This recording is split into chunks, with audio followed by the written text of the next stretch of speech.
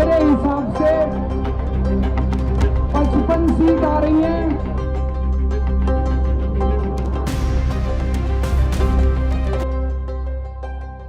थोड़ा आप लोग सोचिए, केजरीवाल क्या क्या किया करते थे और क्या क्या बोला करते थे। मैं नरेंद्र मोदी जी को कहना चाहता हूं, मोदी जी इस जन्म में तो आप हमको नहीं हरा सकते दिल्ली के अंदर आम आदमी पार्टी को, आपको दूसरा जन्म लेना पड़ेगा।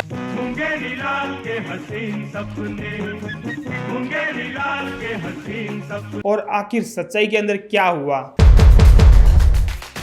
हम दुखी थे, लेकिन हमसे ज्यादा दुखी दो और लोग थे। क्या बात है जी, क्या बात है। आरएसएस ने हरियाणा महाराष्ट्र के बाद दिल्ली की भी ईएमआई को हैक कर दिया गया है। Oh shit! No! It is possible, it is possible. नहीं, ऐसा नहीं हो सकता। कह दो कि ये झूठ है।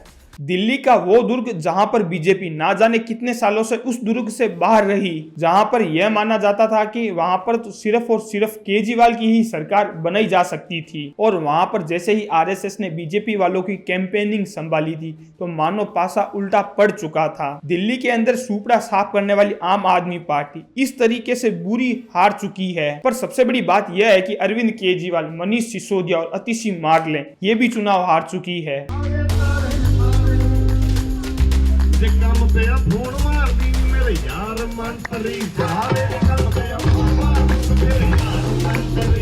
इस जीत के अंदर सबसे बड़ा हाथ आरएसएस वालों का है। आरएसएस वालों ने 50,000 से ज्यादा ड्राइंग रूम मीटिंग की थी और पूरी दिल्ली के अंदर 1.5 लाख से ज्यादा सेमिनार को ऑर्गेनाइजेशन करवाया गया था। दिल्ली के अंदर 1,30,000 पर बूथ के ऊपर माइक्रो मैनेजमेंट किए गए थे।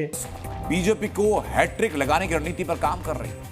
हैट्रिक का मतलब चुनावी जीत की हैट्रिक है, जो हरियाणा से शुरू हुआ, फिर महाराष्ट्र पहुंचा और अब बारी दिल्ली की। इसका नतीजा यह हुआ कि दिल्ली के आज पूरा भगवा रंग के अंदर हो चुकी है और भगवत मान भी अभी इससे डर रहे हैं कहीं यह पाला पंजाब की तरफ ना आ जाए। आपकी तरह मैं भी मायूस हूँ, लेकिन उम्मीद पर दुनिया कायम है। दिल दुखा है लेकिन टूटा तो नहीं है, और उम्मीद का दामन छूटा तो नहीं है। आखिर आरएसएस वालों ने अकेले अपने दम पर भारतीय जनता पार्टी को ऐसी जीत कैसे दिलाई? आखिर केजरीवाल का 10 साल वाला राज अचानक से कैसे खत्म किया गया?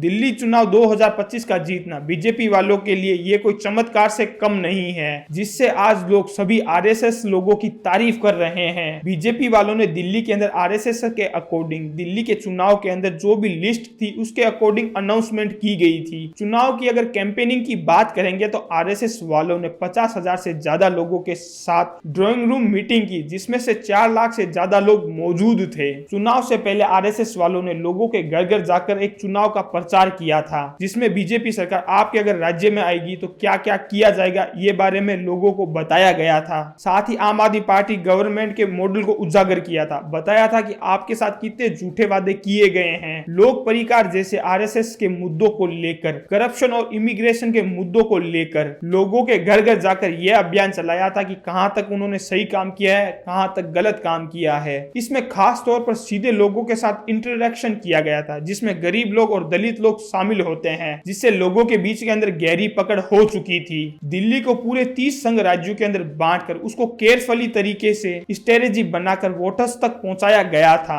आरएसएस ने सर्विस बस्तियों के ऊपर उन सारी बस्तियों को मुख्य आधार बनाकर, जहां पर केवल संघ से जुड़ी हुई बस्तियों को कम्युनिटी सर्विस नहीं बल्कि एक गहरा जुड़ाव और लगाव और भाईचारा का संबंध बनाया था। इसके अलावा आरएसएस वालों ने 1123 बस्तियों को पेनिट्रेट करके बीजेपी के लिए मॉक लेवल का एक प्रचार किया गया था। यहाँ वो क्षेत्र थे जो संघ के लिए गहरे चिन्हित किए गए थे। ये जितने भी इलाके थे जो सामाजिक आर्थिक रूप से काफी कमजोर थे, उन्हें आरएसएस लोगों ने मदद दिलाई गई थी और आरएसएस के कैंपेन में उन्होंने बिजली, पानी, सफाई की सुविधा का भी प्रोवाइड किया गया था। इन सारे मुद्दों को नेशनल सिटी व आइडियोलॉजी के कारण इनको सारों को जोड़कर एक अच्छी तरीके से जनता के बीच में बाउंडिंग क्रिएट किया गया था। आरएसएस वालों ने बीजेपी वालों का 26 साल का वनवास पूरी तरीके से खत्म कर दिया था। आप सब लोगों को क्या लगता है आरएसएस के बारे में? आप मुझे कमेंट सेक्शन के अंदर जरूर जवाब दीजिए। जय हिंद, जय भारत।